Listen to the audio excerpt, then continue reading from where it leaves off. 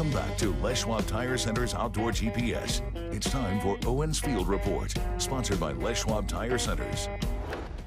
Well, this week, yeah, of course, it was Thanksgiving week. I hope everyone had a great Thanksgiving. Hope you and your family and friends had fun, ate too much like I did. I still can feel it. We had some leftovers last night.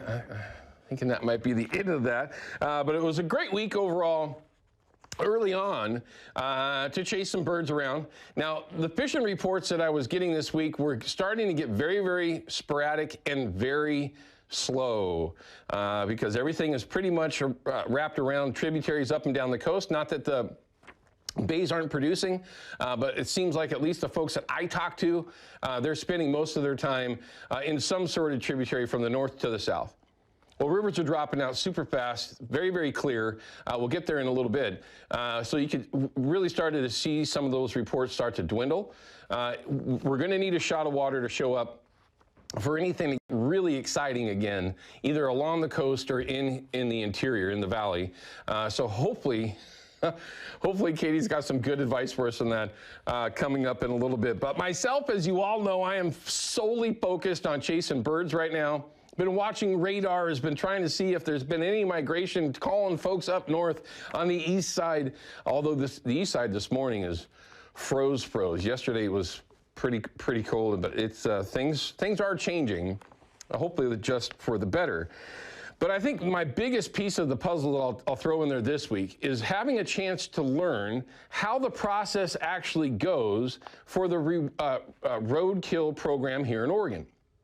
Now, forever, for whatever reason, and I won't get into it too much or get sidetracked with it, if you were to hit a deer in the past or an elk, which I have in the past, I actually have been hit by elk, where I didn't actually hit them, they hit me, that's a whole other story, but you weren't able to take that home. There was no option to do that. As ridiculous as that sounds, it's absolutely true. But now that's different, right? If something were to happen, you were to hit a deer or an elk, whatever it is, with your vehicle, wherever you are, if you go onto the ODFW's website, you can get the permit to take that roadkill. Now, getting into the story of how that actually happened, very simply, early morning, very cold, foggy, only rolling at about 40, 45 miles an hour, knowing that in the spot that I was at, deer cross there constantly, and we're always on the lookout for them, right? I mean, it's just one of those things that you just have to really be paying attention to. And quite honestly, it had just run through my mind, pay attention.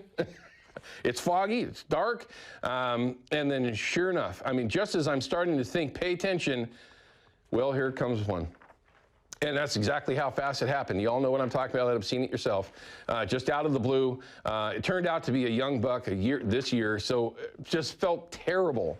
I mean, and especially the area that I was in, that particular blacktail population on an island is very, very special. I mean, it's just one of those things that it was just horrible that was a situation. Well, it is. It's a situation that you're in. You have to handle it, and I made sure to do the best that I could to handle it for the deer itself as quickly as possible, and then start that process.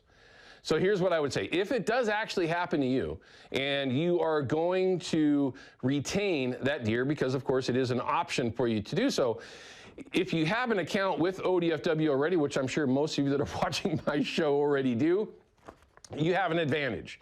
If you don't, and it was somebody that just doesn't hunt or fish or whatever, but has the knowledge to take care of that process, it's a bit of an ordeal. Because even having an account with ODFW, it wasn't easy.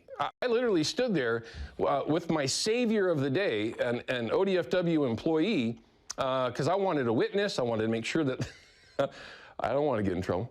Right? I want to make sure that everything is done correctly. It took us close to 20 minutes to get that process done. Now, it's all on the phone, and it did ultimately work. So I'm not going to complain. I was actually able to take the deer. You can't process it there on the side of the road, but you can take it and then take it someplace to process. And again, thank goodness for good friends. Jimmy, I love you, man, because I was able to get it processed. I didn't have my kit, my knives, which we will be talking about some of those today, but we were able to get it worked out. And then after that, my buddy Mr. Fish and I went out and shot a couple of limits of mallards and widgeon and some pintail and actually some geese, believe it or not. This is the first week that I've come across. I don't even know if I hunted geese last year. But anyway, so it was actually kind of nice. This is a photo you don't typically get to see with a deer in the background and limited ducks and some geese. You can go on to the next one, Ryan. I mean, it's just simple. You simply don't get this. God, I still feel terrible about that deer, but at least it was properly taken care of. I'm happy about that. But really kind of cool, right, to be able to do that. Here's just a photo of Drago. This is actually from yesterday. Y'all know I love my dog and love to take photos of him. The sun was perfect, and the way that he was trying to hide, is sometimes you get dogs, right, that just in their head, they get it. He knows he's trying to hide, and he does it everywhere he goes, but he wanted to be in the sun because yesterday morning was cold, and he was making a bunch of retrieves, so I had to throw that one in there. But here's one. He just does not, I don't hunt geese, okay? I don't hunt private property. Good boy. And that's a big goose. Good boy, buddy. And he did not know what to do with it. He just had to figure out a way after a long retrieve. It was actually quite a ways out through the water and everything else. And he is a machine. I'm very, very lucky. Keith, if you're out there watching, and he's very well trained, that goose just really threw him a curveball. But he was able to get it in. So, I mean, overall, great week. Got to eat some turkey, right? Shot some ducks, shot some geese, and I was able to take a deer home, right? So, welcome to the Northwest. It's just one of the reasons why I'm still here. We got to love it. But let's take a look at river levels before I ramble on too long, because I could literally talk about that forever. All the rivers right now are just like my home river, the Clackamas. Doesn't matter where they are. Up and down the coast, in the valley, it doesn't matter. Every one of them looks the same. They are absolutely flat, getting low, if not already low, and clear. So these reports that have been coming from most of the tributaries have really started to fall off. But for those that are spending time in the bays, say down in the Siletz, Tillamook, other options that are, of course, up and down the coast, those fish will be holding up out there. The ones that are still coming in, it being the latter part of November, things will start to slow down, but they're going to hold up in the bays before they start working their way into the tributaries. So it will give you a little bit of a easier shot in those bays as opposed to high water where they might just shoot right through and get into the rivers. For folks like me that are only looking forward to winter steelhead, this isn't a bad thing at all because it's still very early before steelhead season starts to get into full swing here in about 2 or 3 weeks. So hopefully things will change. We'll find out from Katie here in a little bit what's going to happen there. But also, don't forget, bug Jason Hambley. Bug Jason Hambley.